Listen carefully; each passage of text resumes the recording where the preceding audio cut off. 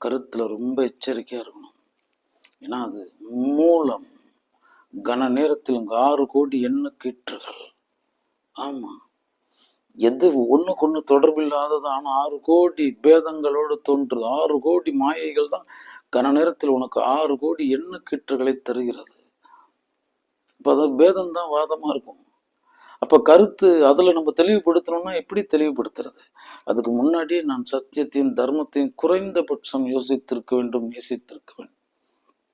அதன் பெயரால நான் நிலை நின்று இருக்க வேண்டும். நீ சத்தியனா தர்மனா இருக்கணுங்கிறதெல்லாம் கிடையாது. அது நம்ம முடிவா எய்துகின்ற நிலை. அதை முதல்ல நேசிப்போம், அதை யோசிப்போம், அதுக்கு அடுத்தது அழைத்து செல்லும்.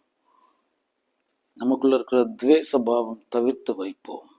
அப்ப நம்ம ஆதாரத்தை சரி பண்ணிட்டோம் அப்படின்னா அதனோட விளைச்சல் கருத்துல இருந்து பெரும் பிழை தோன்றாதுன்னு சொல்றேன். ஏன்னா நம்ம கட்டமைக்கப்பட்டதே குணத்தினாலும் குற்றத்தினாலும் தான் கட்டமைக்கப்படுகிறோம்.